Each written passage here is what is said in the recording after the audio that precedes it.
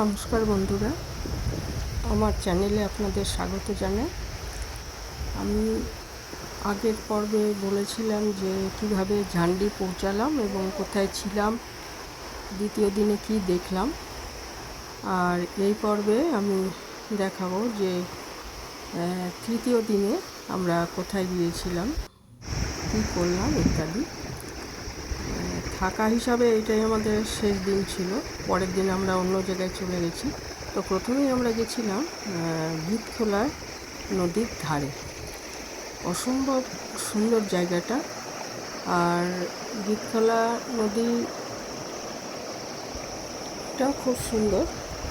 আর এখানে অনায়াসে বনভোজন বা পিকনিকের আয়োজন করা যেতে পারে, বা চুপচাপ এখানে বসে কিন্তু অনেকটা সময় কাটিয়ে দেওয়া যায়। খুব সুন্দর জায়গাটা। তা এখানে কিছুক্ষণ ছিলাম আমরা। আর চারপাশের দৃশ্য খুব সুন্দর। কিছুটা আমরা ভিডিও করলাম, ছবি তুললাম। তারপরে আমরা একটা ইয়েতে চলে গেলাম, মানে লেকের মতো করা আছে সেখানে। যে এটা দেখাচ্ছি, এই লেকটায় আমরা বোটিং করেছিলাম। লেকটার নামটা এই মুহূর্তে মনে নেই, আমি স্ক্রিনে দিয়ে দিচ্ছি। এই লেকটাও ভীষণ সুন্দর, মানে চারপাশটা খুব সুন্দর। এখানে বোটিং করার জন্য আমার মনে হয় আমাদের 60 টাকা করে নিয়েছিল পার হেড। আর এখানেও দেখলাম যে বোধহয় হোমস্টে করছে। আর জায়গাটা লেকটার নাম কি বললো? বোটিং করার পর আমরা চলে যাব লোলেগাঁও। বোটিংয়ের সময় একটু আমি এটা রেকর্ড করেছিলাম, সেটাই দেখাচ্ছি। জায়গাটা খুব সুন্দর।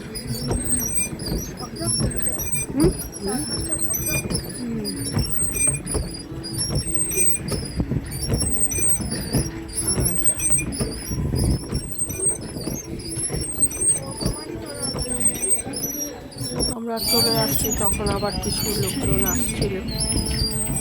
আমরা গেছি তখন একটু ফাঁকাই ছিল।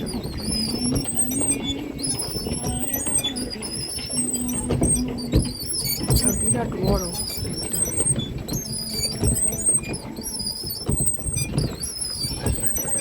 আর প্রচুর মাছ আছে এর মধ্যে, নানা রঙের।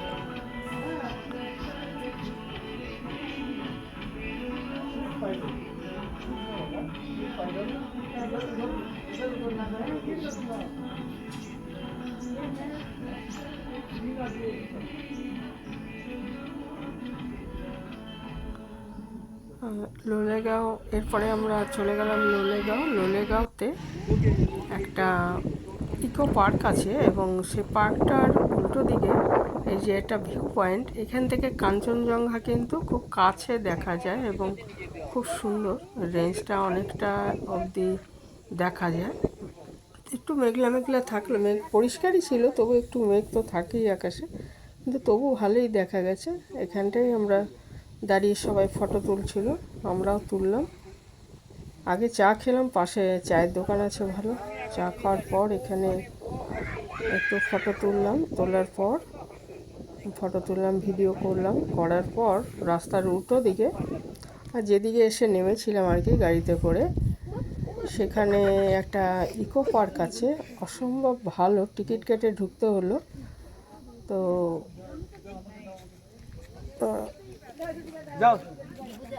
ইকো পার্কটা আমাদের খুব ভালো লেগেছে। তো বিশাল বড়, আমি কিছুটা ঘোরার পর এক জায়গায় বসেছিলাম, আমার মেয়ে ওরা অনেকটা অবধি ঘুরে দেখেছে, তাও ওরাও পুরোটা দেখেনি, মানে এতটাই বড়। আর খুব সুন্দর করে করে রেখেছে। ওরই একটা দেখুন এই যে লেখা রয়েছে আই লাভ লোলেগাঁও, ওইটাই পয়েন্টটা আর কি। আর এটা হচ্ছে পার্কের, ইকো পার্কটার ভেতরে, ওই ওই পয়েন্টটাও ভেতরেই, যে পয়েন্টটা দেখালাম ভেতরে এরকম রাস্তা চলে গেছে। আর পাইন বন, ওরা নানা রকমের, যেমন একটা করে রেখেছে কাঠের, উঠে যাওয়া যায়। ওই আমার মেয়ে উঠেছে, ওই সময় ভিডিওটা করা হয়েছিল। তো আমার উঠতে আবার একটু ভয় লাগলো, যে ভাঙবে না, তবু কীরকম একটা ভয় লাগছিল। এই গাছবাড়ি না ঠিক ইয়ের মতো করা রয়েছে আর কি, এরকম উঠে চারপাশ দেখার জন্যই এটা করা রয়েছে, অনেকটা উঁচু।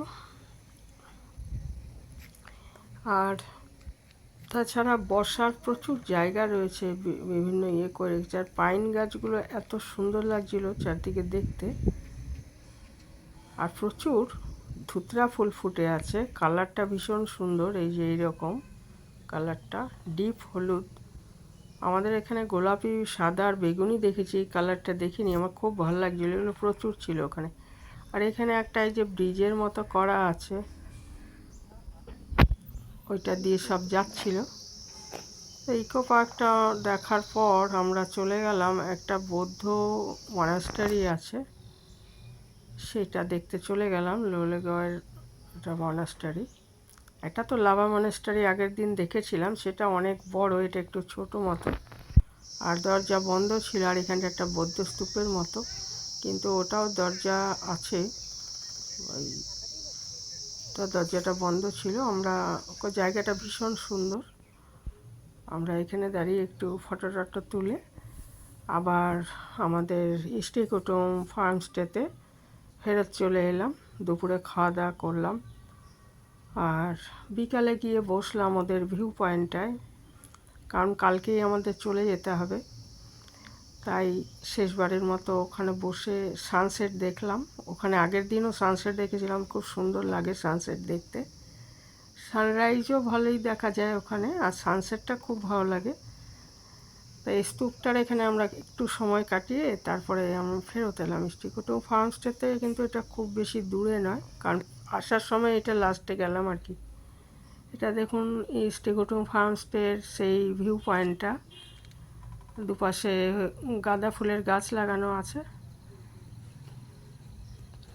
খুব সুন্দর। এই জায়গায় সকালে বসে থাকতেও ভালো লাগে, আর বিকালেও খুব ভালো লাগে, সানসেটটা দেখা যায় ভালো মতো।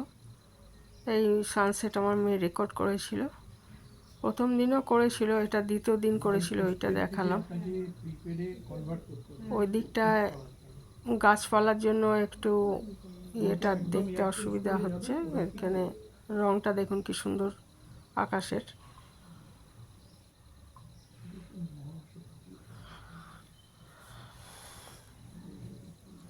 সানসেট দেখার পর এখানে বসে সেদিন আমরা চা খেয়েছিলাম। আর আমরা জানি না যে রাতে আরও অবাক হওয়ার মতো কিছু আছে। আর এটা দেখুন আমি ইয়েতে তুলেছিলাম, ঋষভে তুলেছিলাম, বললাম আগের ভিডিওতে বলেছি, এটা কুকুর এরকম মালা পরানো আছে, টিপ পরানো আছে, ওরা কুকুর তিহার পালন করে। আর এটা হচ্ছে এক ধরনের বেগুনের মতো, ছোট ছোট বেগুনের মতো ফল। আমরা আসার আগের দিন শুভ গ্রামের কারোর থেকে এনে দিয়েছিল, এটা আমি রান্না করেছিলাম। সন্ধ্যার পর শুভ আমাদের ডেকে নিয়ে গেল ওই ফার্মস্টেতে, যে ছেলেটি রান্না করছিল আমাদের জন্য এবং অনেক কাজ করছিল দেখছিলাম। তাও আমাদের ডেকে নিয়ে গেল, যে স্থানীয় মহিলারা সব এসছে, অল্প বয়সী মেয়েরা এসছে, তারা ওদের ভাইলিনি, ওদের একটা ট্র্যাডিশনাল উৎসব, যেটা দীপাবলি বা কালী পুজোর পরের দিন হয়। ওদের দীপাবলি উৎসবটা 5 দিন ধরে হয়। তার মধ্যে প্রথম দিন হচ্ছে কালী পুজোর আগের দিন কাক তিহার, কালী পুজোর দিন ওরা বলে কুকুর তিহার, কুকুরকে খাবার দেয়, সম্মান জানায়, মালা পরায়।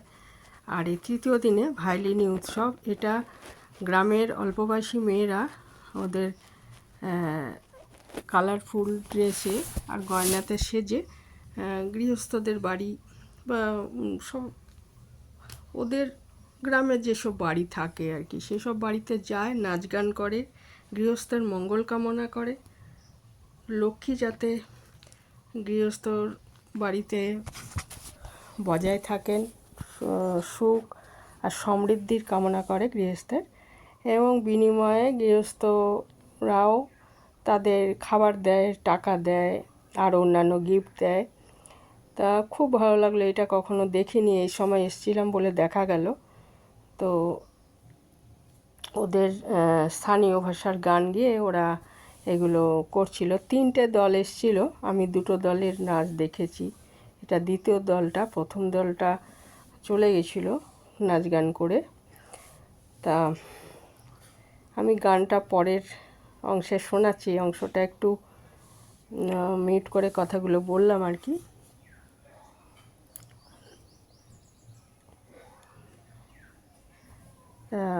খুব ভালো লেগেছে আমাদের, এরা খুব সুন্দর করে নাচ গান করছিল আর গৃহস্থের মঙ্গল কামনা করছিল।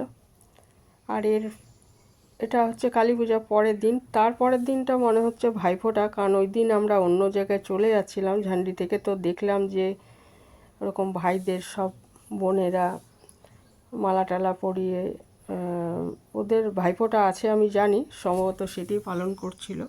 কিছু কিছু বাড়ির বাইরে আর কি দেখা যাচ্ছিল ভাইরা সব কপালে টিপ, গলায় মালা, এরকমই। এটা পরের দিন আর কি। আর এটা হচ্ছে কালী পূজার পরের দিন। আর কালী পূজার পরের দিন হচ্ছে এইটা ভাইলিনি।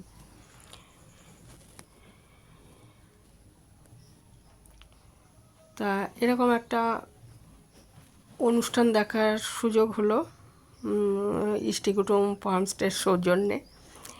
তা খুব ভালো লাগলো। আর নাচ গান শেষে শুভ ওদের গিফট দিল, টাকা দিল আর কি।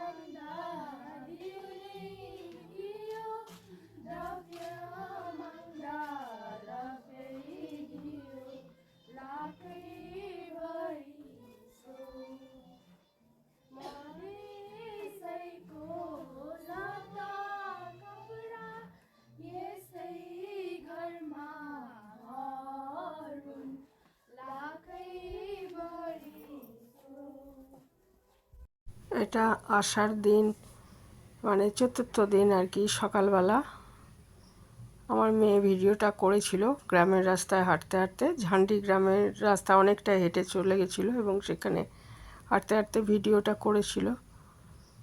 ভীষণ সুন্দর চারপাশটা, তো সেটারই ছোট্ট একটা ভিডিও।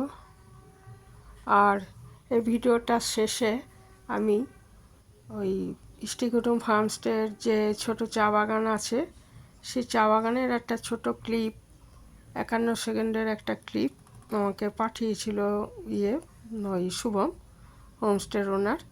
তো ওই ক্লিপটা আমি এর সাথে জুড়ে দেব। ওই গ্রামের মহিলারা এসে চা তুলছে, খুব সুন্দর ভিডিওটা। সেটা আমরা দেখেছি, চা বাগানটা দেখেছি। তো ওইটা চা তোলার সময় ভিডিওটা করেছিল শুভম, সেই ভিডিওটা আমাকে পাঠিয়েছিল, সেটাই ভিডিওর লাস্টে আমি জুড়ে দেব। আর আগের দিন রাত্রে আমাদের ওই অনুষ্ঠান খুব ভালো লেগেছে। এই সময় এসেছিলাম বলে ওগুলো দেখা হলো বা জানা হলো। তো আজকে ঝান্ডিকে বিদায় জানিয়ে আমাদের অন্য একটা জায়গায় যাওয়ার দিন। তো সেটা কোথায় যাব সেটা পরের ভিডিওতে বলবো। তো ঝান্ডির ভ্রমণ অনেক দিন মনে থাকবে, খুব ভালো লাগলো, আবার আসার ইচ্ছে রইল। দেখুন কাঞ্চনজঙ্ঘা দেখা যাচ্ছে দূরে। তো বিদায় ঝান্ডি, আপনারা সুযোগ সময় পেলে আসবেন, খুব ভালো লাগবে। আর আগের ভিডিওতে আমি অনেক কথা বলেছি, আমার যা মনে হয়েছে বলেছি, যে যাতে এই জায়গাগুলোতেও আসেন আমাদের রাজ্যের মানুষ, তাহলে আমাদের রাজ্যের অনেক উন্নতি হবে, এসব বলেছিলাম। একদম মন থেকেই বলেছিলাম কথাগুলো। এখানেই শেষ করছি।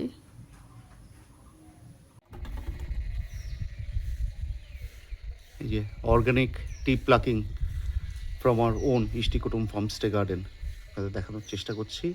এই যে আমাদের ভিউ পয়েন্টের সাথে লাগোয়া যে টি গার্ডেনটা রয়েছে, এটা আমাদের নিজস্ব টি গার্ডেন।